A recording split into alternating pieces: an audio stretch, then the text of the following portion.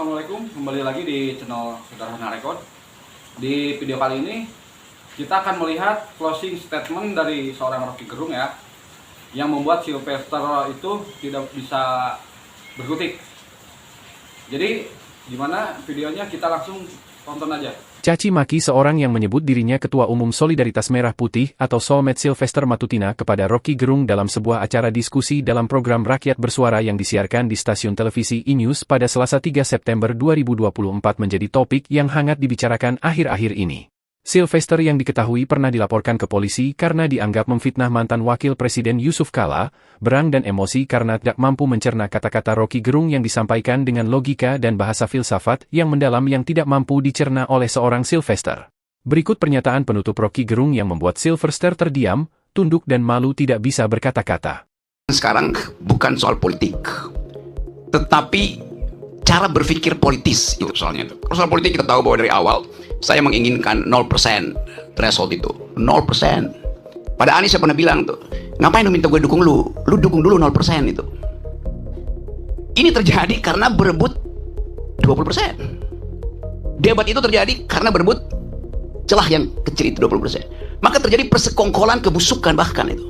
Saya pernah kritik, apa mungkin PKS koalisi dengan PDIP? Jelas ijtihadnya berbeda tuh. Kalau di pilkada ada nih sekarang nih, ada beberapa juga. Iya. Sebelum-sebelumnya ada juga. Betul, deskripsinya ada tapi normativitinya mestinya nggak ada itu. Kan kacau itu. Ya, sekarang itu soal normativity itu. Saya bukan politisi. Saya dosen dan pendaki gunung.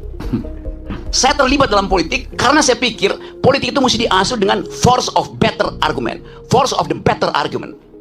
Siapa punya argumen terbaik, dia boleh ajukan itu sebagai dalil tuh. Nggak boleh ada sentimen di situ kan. Karena itu saya memilih untuk menghina Presiden Jokowi. Bukan Jokowi sebagai persona. Yang saya hina jabatan dia tuh. Yang saya kritik jabatan dia. Rocky Gerung menghina Presiden. Loh, Presiden bukan orang, Presiden itu fungsi jabatan. Presiden ada martabat. Presiden tidak punya martabat. Presiden itu disebut bermartabat ketika dia menjalankan fungsi sebagai raja.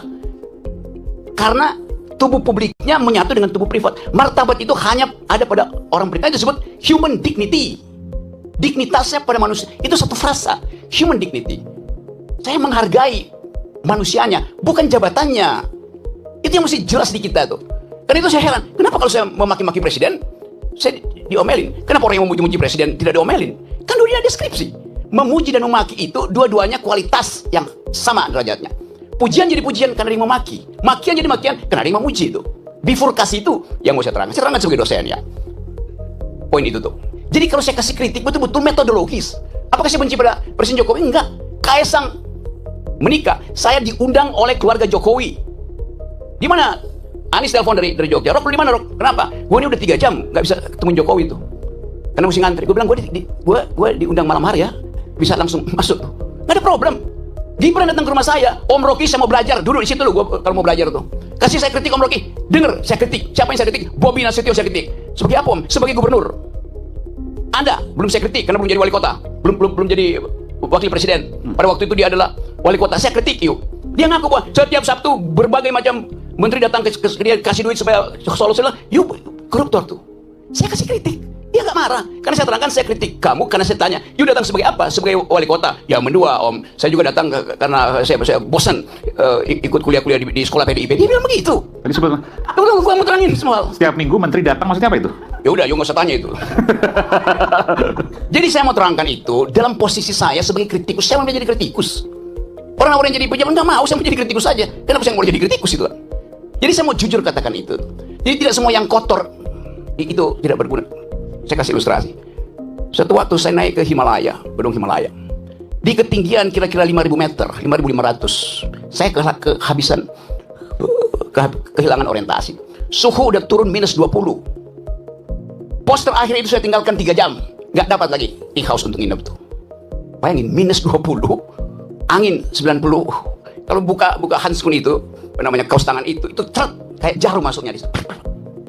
Luka itu. Oleh butir es itu. Lalu kita cari akal bagaimana caranya.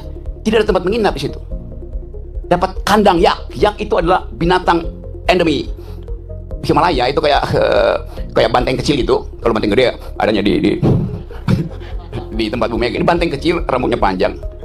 Kita kumpulin kotorannya, taiyak itu. Saya tidur di situ tuh. Kotoran itu berguna untuk menyelamatkan saya tuh. Tidak semua yang najis itu tidak berguna. Apalagi dalam politik itu kan, yang sepenuhnya adalah najis itu kan. Jadi saya mau terangkan itu dalam upaya untuk membekali negeri ini dengan pengetahuan. Rocky Gerung nggak berguna buat bangsa. 2 minggu lalu saya pulang dari Paris bawa medali emas buat Indonesia tuh. Apa dibiayai oleh negara? Tidak ada dibiayai oleh negara, kita cari uang sendiri tuh.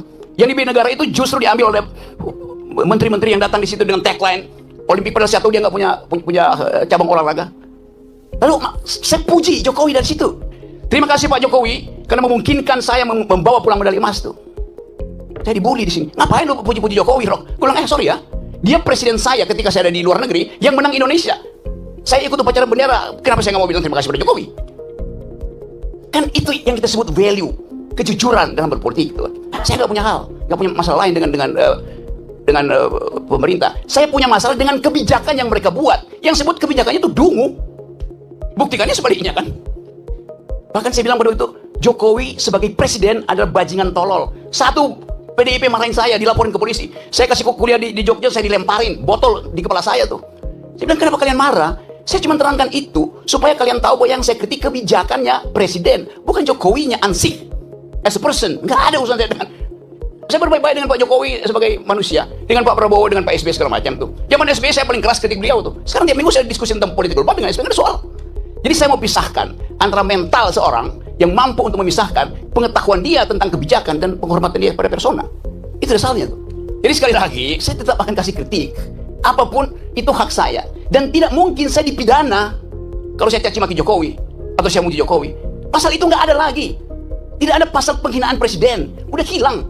Siapa yang hilangin? Saya berjuang dari zaman 98 di LBH untuk hilangkan pasal itu. Jadi kalau tanya kenapa Anda caci maki? Pasal itu nggak ada. Kenapa dia? Saya yang kita di LBH Buyung Nasution. Saya penasihat ahli Buyung Nasution dalam soal-soal untuk membereskan demokrasi kita. Jadi dari 98 saya tahu akal pikiran tentang perubahan konstitusi itu. Anda caci maki aja, nggak akan ada dipidana tuh. Karena rakyat Indonesia melalui ketetapan MPR mengerti bahwa presiden itu bukan orang, dia fungsi, dia jabatan publik. Tidak boleh dilekatkan pada dia prinsip-prinsip pada hukum pidana, nggak bisa. Yang tidak boleh kita caci maki adalah manusia di dalam keadaan pertemanan atau anak kenal. Orang yang nggak kenal Anda caci maki, dia nggak bakal tersinggung. Demikian juga dalam perdebatan. Debat itu adalah kemampuan untuk mengolah argumentasi itu aja. Sebagai dosen, saya mengajar dari S1 sampai S3. Yuk bayangin coba, dengan metodologi yang sama itu, cara berpikir. Jadi bagi saya nggak ada soal itu. Saya akan terus kasih kritik, saya akan terus kasih argumen. Tapi saya mencintai bangsa ini, negeri ini saya cintai itu. Yang saya nggak cintai adalah politisi busuk. Yang saya cintai adalah pejabat busuk, presiden busuk, menteri busuk. Ngapain cintain mereka? Mereka umurnya 5 tahun. Bangsa ini umurnya sepanjang hidup. Itu poinnya. Jadi politik bukan the art of the possible. Kemungkinan bukan. Politik adalah the art of attacking the impossible. Yang impossible itu justru kita lenyapkan. Dan balik pada tema hari ini, kita bicarakan sesuatu yang sebetulnya barang bekas semua nih. Yang kita tahu ini terjadi karena perebutan threshold. Mulailah dengan ucapan thresholdnya dibikin 0. Itu harusnya tuh. Supaya ada kesetaraan orang berargumen tuh. Supaya dia argumennya bagus, bukan karena masa pendukungnya bagus. Karena itu, saya terus mengatakan bahwa untuk menjadi calon presiden, calon wakil presiden, calon gubernur, calon bupati, calon apa aja, pakai prinsip pertama bukan elektabilitas, tapi etikabilitas. Ini calon pejabat ini pernah berbohong nggak? Pernah nyolong nggak? Kalau dia lolos etikabilitas, saya uji yang kedua, intelektualitas. Karena dia mesti berdebat dengan pemimpin dunia. Itu pentingnya latihan perdebatan. Dasar perdebatan adalah konstruksi berpikir. Dasar perdebatan adalah kemampuan untuk mengolah pikiran, bukan sekedar untuk retorika, tapi dengan logika. Ya. Jadi kalau seseorang pemimpin, pilkada misalnya, dia lolos etikabilitas, oke, bagus, moralnya bagus. Tunggu dulu, belum selesai.